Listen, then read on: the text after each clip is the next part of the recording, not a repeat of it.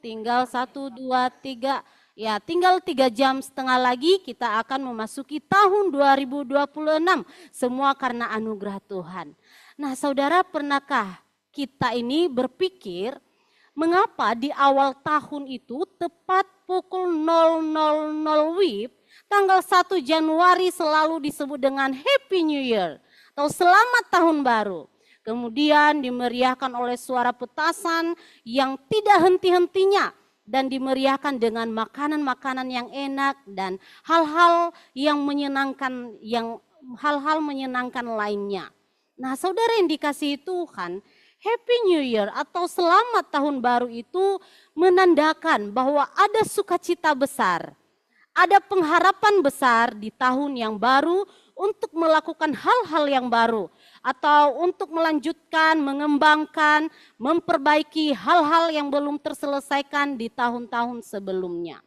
Ada harapan-harapan baru di tahun yang baru. Mungkin kalau anak muda, tadi salah satu ya Juni menyaksikan bahwa harapannya ke depan bisa lebih baik lagi di dalam pekerjaan ya, punya harapan misalnya untuk melanjutkan studi di luar negeri. Itu anak muda belajar lebih sungguh, dapat nilai bagus, sukses di dalam pekerjaan, punya pasangan yang baik ataupun punya pasangan yang seiman. Ya, bisa pelayanan di bagian musik, liturgis atau singers dan pelayanan lainnya. Kalau orang dewasa mungkin harapannya itu bisa mengembangkan usaha atau bisnis, mempunyai investasi banyak ke depan, punya relasi yang baik ya terhadap keluarga, terhadap suami, anak, orang tua, ya istri, mertua, menantu, punya relasi yang baik. Dan pelayanan yang diemban sekarang mungkin punya harapan supaya pelayanan itu semakin baik ke depannya, terkhusus di tahun 2026. Kalau orang tua mungkin harapannya itu bisa melihat anaknya sukses ya, bisa melihat anaknya berkeluarga, menikah dan kemudian menantikan seorang cucu dan punya harapan mungkin tetap sehat sampai di masa tuanya dan masih banyak harapan lagi. Saudara, siapa yang tidak ingin berhasil ya? Siapa yang tidak ingin segala harapannya itu bisa tercapai ke depan? Bagaimana caranya? Firman Tuhan malam hari ini mengajarkan kita di dalam Amsal pasal 23 ayat 17 sampai 18 mengatakan bahwa janganlah hatimu iri kepada orang-orang yang berdosa, tetapi takutlah akan Tuhan senantiasa. Boleh next PPT-nya. Karena masa depan sungguh ada dan harapanmu tidak akan hilang. Nah, saudara yang dikasihi Tuhan, ini adalah janji Tuhan yang disampaikan dalam bentuk nasihat, layaknya nasihat orang tua kepada anaknya. Ya, kita rata-rata di sini sudah berkeluarga ya. Sebagai orang tua pasti memberikan nasihat kepada anaknya sebelum dia bekerja, sebelum dia pergi sekolah atau kuliah, sebelum mengambil keputusan untuk masa depannya. Apalagi kalau ada kasus, pasti ada nasihat-nasihat yang diberikan oleh orang tua kepada anaknya. Nah, coba kita bayangkan pada malam hari ini, Tuhan sebagai orang tua kita menasihati kita saat ini. Kata Tuhan begini, halo anakku, hai anakku, apapun keberadaanmu saat ini, percayalah kepadaku bahwa masa depanmu sungguh ada dan harapanmu tidak akan hilang. Tapi ada syaratnya. Syaratnya apa? Yang pertama adalah janganlah iri hati kepada orang berdosa. Sekali lagi, janganlah iri hati kepada orang berdosa. Ini menjadi sangat menarik saudara, bahwa di awal kalimat ini, teks ini diawali dengan kata jangan iri hati. Ketika engkau mau melakukan sesuatu atau ketika engkau berencana mau menggapai ini dan itu, apalagi di tahun yang baru nanti, ada banyak harapannya.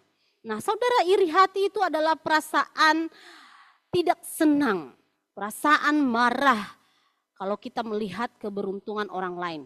Atas keberuntungan orang lain kita tidak senang. Dan itu menimbulkan suatu kebencian, perpecahan, bahkan pembunuhan. Ya, seperti Kain, ya Kain dengan Habel. Kain membunuh adiknya yaitu Habel disebabkan karena iri hati. karena persembahannya tidak diindahkan oleh Tuhan.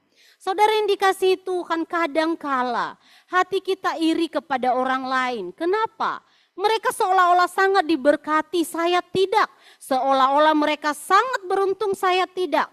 Seolah-olah jalan mereka baik-baik saja, saya tidak. Padahal kita lihat sendiri, mereka korupsi, ya, mereka mencuri, menipu, ya, punya selingkuhan di luar sana, KDRT, dan hidup mereka di luar apa yang Tuhan kehendaki. Sehingga terkadang sadar atau tidak sadar kita pun mulai menganggap, oh yang mereka lakukan itu it's okay, tidak masalah. Oh yang mereka lakukan itu berarti saya juga bisa melakukannya. Jadi tidak apa-apa saya berbohong, tidak apa-apa korupsi sesekali. Tidak apa-apa saya selingkuh atau melakukan kekerasan dalam rumah tangga. Tidak apa-apa saya mengabaikan istri atau keluarga karena mereka tidak peduli dengan saya. Akhirnya kita mulai kompromi dengan dosa dan menganggap dosa itu sebagai hal yang lumrah, hal yang wajar dilakukan. Akhirnya itu terjadi saudara kalau iman kita tidak teguh di dalam Tuhan. Gampang diombang-ambingkan oleh keadaan. Dan ini sangat memprihatinkan jikalau kita menganggap dosa itu hal yang lumrah. Terutama disebutkan tadi di sini adalah iri hati. Makanya kita dinasehati jangan iri hati kepada orang berdosa, kepada orang lain. Kenapa? Karena jelas bahwa sikap iri hati dan dosa lainnya itu adalah sikap yang melanggar perintah Tuhan. Alkitab mengingatkan saya dan saudara, hati-hati terhadap dosa, hati-hati kompromi dengan dosa karena itu menjadi malapetaka yang menunggu kita.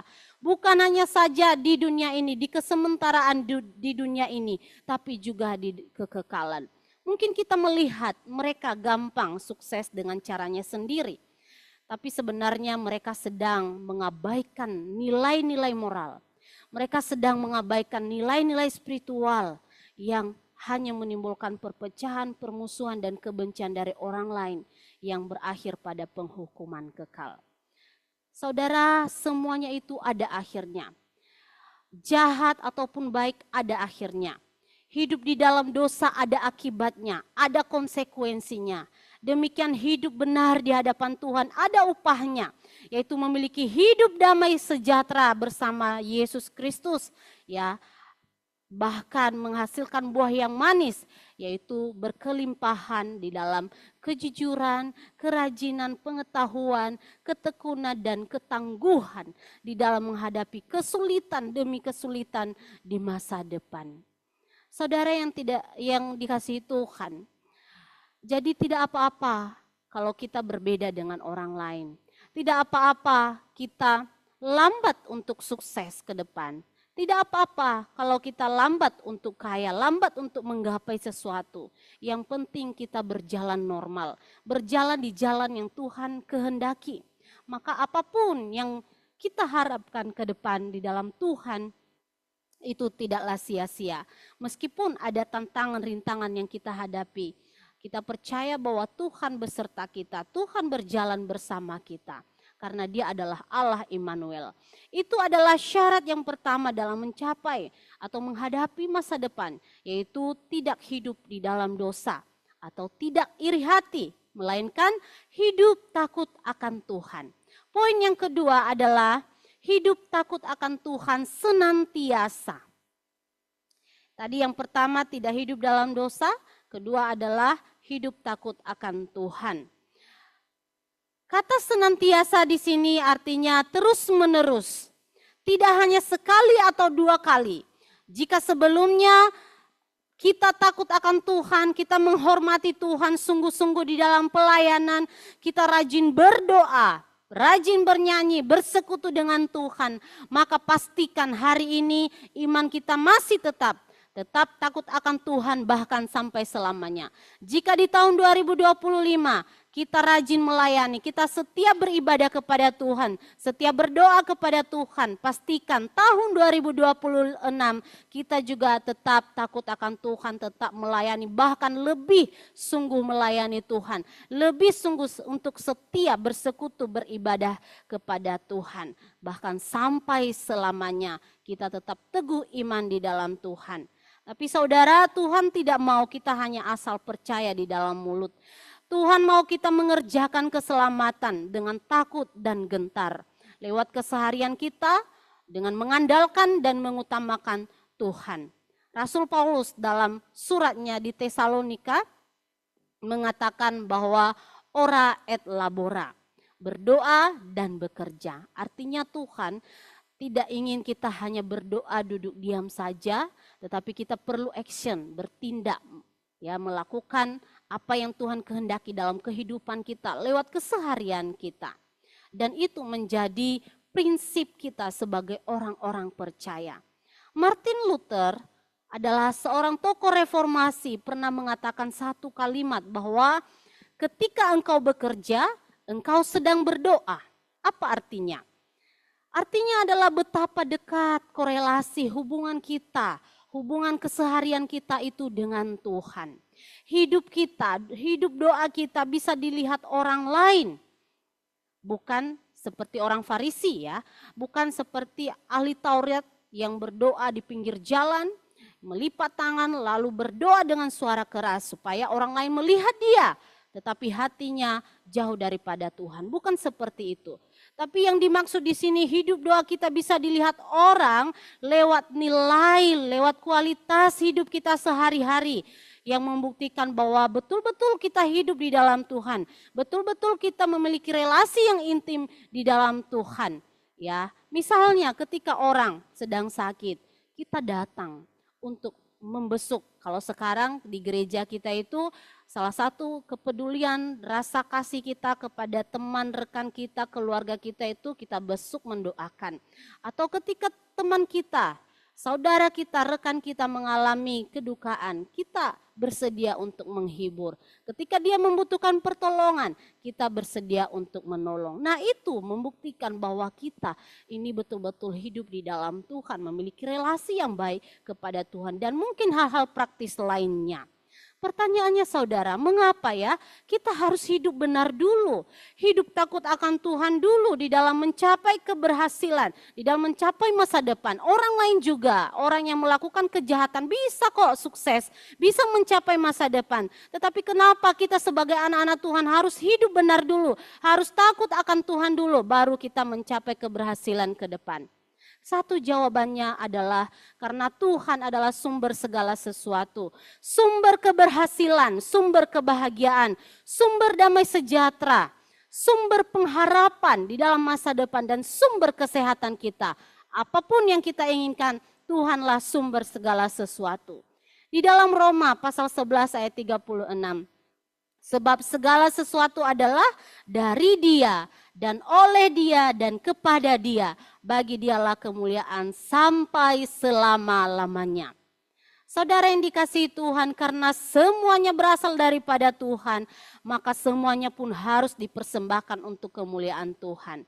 Keberhasilan sekecil apapun, usaha kita lancar, kita sembuh dari sakit penyakit, keluarga kita harmonis, kita bisa melewati masa duka atau masa suka dengan baik di tahun 2025 ini. Anak kita lulus dari kuliah, anak mendapat pekerjaan baru, kita mendapatkan pekerjaan tetap. Itu semua karena anugerah Tuhan. Kita bisa melayani di tahun 2025 ini dengan baik, dengan membawa jiwa-jiwa baru di hadapan Tuhan. Semua karena anugerahnya. Termasuk hari ini kita bisa berada di penghujung tahun 2025 dan hitungan jam kita memasuki tahun 2026 adalah anugerah Tuhan. Maka kita patut memberikan kemuliaan untuk Tuhan. Maka kita patut untuk ucap syukur kepada Tuhan. Dan segala kemuliaan hanya bagi Tuhan. Karena semuanya itu kita bisa mengalami, bisa menikmati, merasakan, melewati itu karena anugerah Tuhan. Maka biarlah hidup kita dipenuhi dengan ucapan syukur. Dan hidup kita terus memuliakan Tuhan. Saudara yang dikasihi Tuhan, saya bersyukur melihat saudara-saudari yang datang di SF malam hari ini, baik itu lewat Zoom maupun yang ada di gereja ini. Bisa datang bersekutu kepada Tuhan, itu membuktikan bahwa saudara tahu, saudara mengenal bahwa saudara saat ini, berada saat ini, sampai saat ini adalah anugerah Tuhan. Maka saudara pun bisa memberi waktu untuk datang bersekutu, bernyanyi dan berdoa bersama kepada Tuhan. Sungguh kita bersyukur. Secara pribadi bersyukur bisa melihat rekan-rekan setia bersekutu kepada Tuhan. Bapak, saudara yang dikasihi Tuhan, itu adalah syarat kedua. Bagaimana kita berhasil dalam menggapai masa depan, yaitu takut akan Tuhan. Dalam Amsal 1 ayat 7, takut akan Tuhan adalah permulaan pengetahuan, tetapi orang bodoh menghina hikmat dan didikan. Artinya ketika kita takut akan Tuhan, hidup takut akan Tuhan, maka kita pun akan memperoleh hikmat dan akal budi untuk menggapai masa depan kita. Memperoleh hikmat untuk membedakan mana yang baik dan mana yang tidak baik. Sehingga kita tidak kompromi dengan dosa. Saudara yang dikasihi Tuhan, satu teks di dalam Yeremia pasal 29 ayat 11 berkata demikian. Sebab aku ini mengetahui rancangan-rancangan apa yang ada padaku mengenai kamu. Demikianlah firman Tuhan, yaitu rancangan damai sejahtera dan bukan rancangan kecelakaan, untuk memberikan kepadamu hari depan yang penuh harapan. Mengapa Tuhan berjanji demikian? Karena pada waktu itu bangsa Israel sedang dalam kondisi yang sangat terpuruk. Mereka dibuang dan menjadi tahanan di negeri asing, yaitu di Babel. Mereka itu ditawan, mereka diperlakukan buruk, mereka tidak dipercaya, mereka tidak memiliki hak untuk berbicara, apalagi memiliki hak untuk hidup mewah. Seakan-akan dunia mereka begitu suram, begitu gelap, tidak ada terang. Mereka putus pengharapan. Kok bisa demikian? Apa yang membuat mereka seperti itu? Apa yang membuat mereka dibuang, ditawan, dan diperlakukan tidak baik? Tidak lain adalah dosa. D-O-S-A. Dosa. Disebabkan oleh karena ketidaktaatan mereka kepada Tuhan.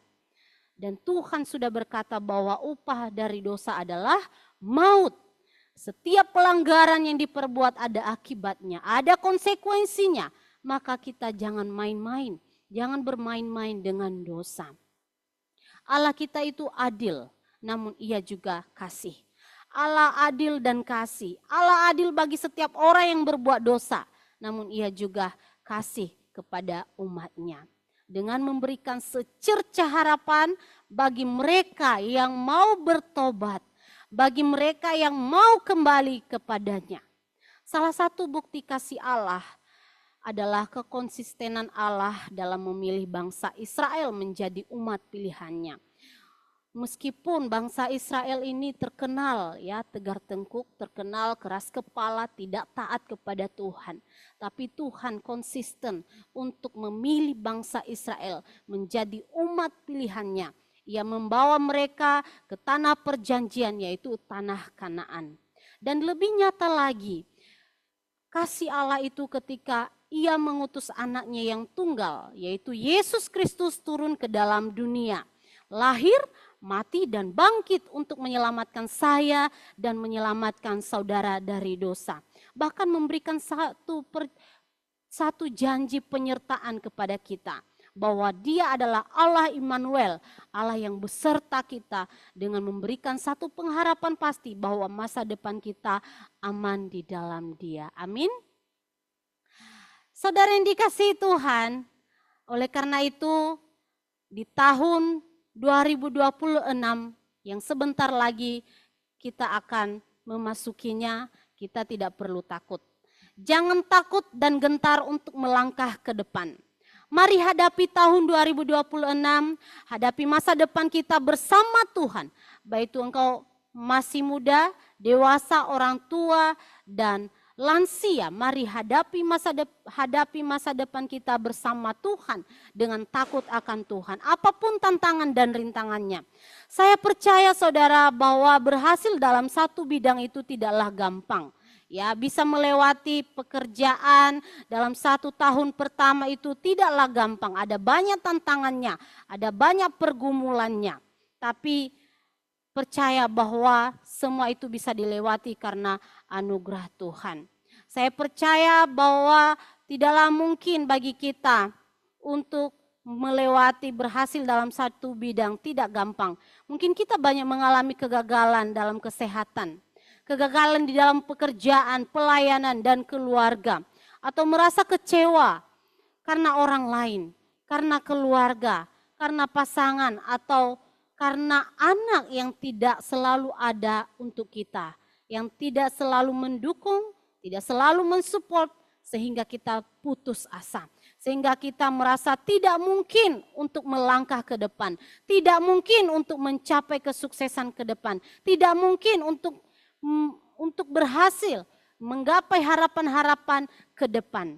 Dan semuanya tidak mungkin, kita putus asa. Semuanya sia-sia, kita merasa seperti itu. Tapi hari ini Tuhan berkata kepada saudara bahwa kegagalan atau kelalaian yang kita lakukan bisa saja membuat kita putus asa. Orang lain bisa saja membuat kita putus asa. Orang lain bisa memberikan harapan palsu, bahkan orang-orang terdekat sekalipun. Tapi Tuhan memberikan pengharapan yang pasti. Tuhan sudah berjanji bahwa segala sesuatu mengenai kita, baik itu kesehatan, baik itu studi kita, relasi, keluarga, bisnis, pekerjaan, dan masa tua kita berada di dalam rancangannya Tuhan. Berada di dalam rancangannya yang penuh damai sejahtera. Rancangannya itu bukan mendatangkan kecelakaan, tetapi memberikan rancangan damai sejahtera. Jadi saudara yang dikasihi Tuhan, ingat bahwa orang yang takut akan Tuhan punya masa depan, punya harapan yang pasti. Hari ini dalam memasuki tahun 2026, kita tidak perlu takut, khawatir dalam berbagai isu-isu ataupun ramalan ke depan. Mungkin ada yang berkata tahun depan itu ekonomi akan sulit, ya, masuk SMA, masuk kuliah itu semakin sulit. Pelayanan akan semakin sulit. Pekerjaan bisnis semakin sulit di tahun 2026. Tapi yang pasti engkau tetap takut akan Tuhan. Jadi apapun boleh terjadi, apapun orang-orang boleh ramal ini dan itu. Tetapi keteguhan iman percaya kita terhadap Tuhan di dalam masa depan janganlah goyah. Sama sekali janganlah goyah. Saudara yang dikasihi Tuhan, ada satu moto hidup yang saya pegang sampai saat ini. Bahwa Tuhan yang memanggil saya menjadi hambanya adalah Tuhan yang tidak akan pernah meninggalkan. Tuhan yang memanggil saya adalah Tuhan yang menyertai dan memperlengkapi saya di dalam melayani Dia. Demikian saya percaya bahwa Tuhan yang memanggil Bapak Ibu Saudara yang ada pada SF pada malam hari ini, yang mengikuti SF malam hari ini menjadi umatnya yang setia adalah Tuhan yang menyertai, Tuhan yang memberi harapan, masa depan yang pasti dan penuh dengan damai sejahtera. Amin. Jadi saudara, ini adalah janji penyertaan Tuhan untuk kita menghadapi masa depan. Ya, di dalam banyak pergumulan, di dalam banyak pengharapan ke depan, percaya bahwa Tuhan ada beserta kita. Mari kita ucapkan bersama. Ya, ini menjadi moto kita dalam menghadapi tahun 2026. Ada di slide ya. Iya. Kelihatan enggak? Ya, boleh diperbesar. Oke. Mari kita baca bersama-sama dan ini menjadi moto hidup kita di tahun 2026. 1, 2, 3. Tuhan yang memanggil saya menjadi umatnya adalah Tuhan yang menyertai dan memberi masa depan yang pasti dan penuh harapan.